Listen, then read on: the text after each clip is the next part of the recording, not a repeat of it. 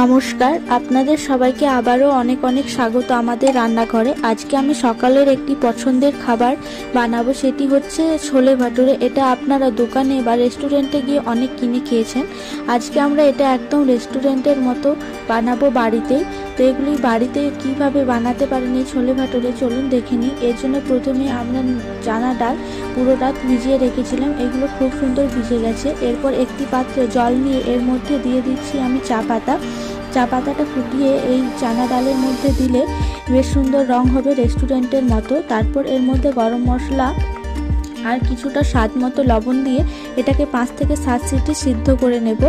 এরপর আমি একটি পাত্রে হাফ কাপ সুজি, হাফ কাপ দই নিয়ে এটাকে ভালো করে মিশিয়ে নিয়ে 10 মিনিটের জন্য রেখে দেব।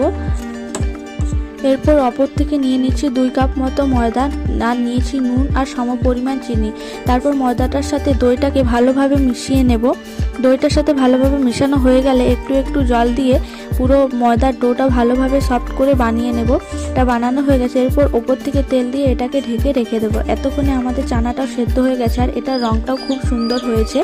তো এরপর আমি এর জন্য নিয়েছি পেঁয়াজ কুচি, আদা বাটা, টমেটো কুচি, আর নিয়েছি লঙ্কা কুচি, গোটা জিরে 2 চামচ মতো নিয়েছি, ধনে গুঁড়ো 1.5 চামচ, জিরে গুঁড়ো, হলুদ গুঁড়ো, আর নিয়েছি চানা মশলা।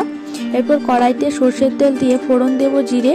তারপর এর মধ্যে পেঁয়াজটা দিয়ে দিচ্ছি, পেঁয়াজটা দিয়ে ভালো করে ভেজে নেব। তারপর এর মধ্যে আমরা দিয়ে দেবো আদা রসুন বাটা দিয়ে ভালো করে ভেজে এর মধ্যে আমরা টমেটো কুচিটা দিয়ে দেবো। টমেটো কুচিটাকে ভালো করে ভেজে এর মধ্যে দিয়ে দেবো আমরা লঙ্কা কুচিগুলো দিয়ে ভালো করে নেড়ে চেড়ে এর মধ্যে আমাদের যে মশলাগুলো ছিল সেগুলো দিয়ে দিচ্ছি। একটুখানি জল দিয়ে এটাকে আবার কষিয়ে নেব।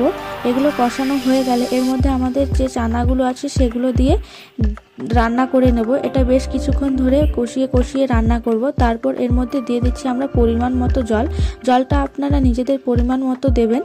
তারপর পরিমাণ মতো দিয়ে দিচ্ছি লবণ, আর দিয়ে দিচ্ছি এখানে চানা মশলাটা। এটাকে বেশ কিছুক্ষণ ফুটিয়ে নিয়ে এর মধ্যে শেষে দিয়ে দিচ্ছি আমরা কস্তুরি মেথি। তারপর এটাকে নেড়ে চেড়ে ব্যাস আমাদের তৈরি হয়ে গেছে চানা মশলা। এরপর ভাটুরেটা বানানোর জন্য আমরা ময়দাটাকে খুলে নিয়ে এভাবে আরেকটুখানি মেখে নিচ্ছি। তারপর এর থেকে ছোট ছোট লুই কেটে নেব। লুইগুলি হবে এরকম সাইজের মোটামুটি।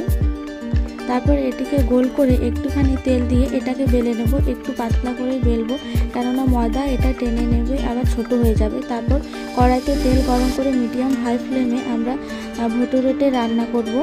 এভাবে একটু প্রেস করে দিলে এটা বেশ ফুলে যাবে। এই দেখুন কি সুন্দর ফুলে গেছে। এভাবে আমরা যে বাকিগুলো আছে সেগুলো রান্না করে নেব। ব্যাস আমাদের তৈরি হয়ে গেছে ছোলে ভাটুরে। এটি একদম দোকানের মতো হয়েছে। আপনাদের ভিডিওটি ভালো লাগলে অবশ্যই চ্যানেলটি সাবস্ক্রাইব করবেন এবং লাইক, শেয়ার, কমেন্ট করতে ভুলবেন না।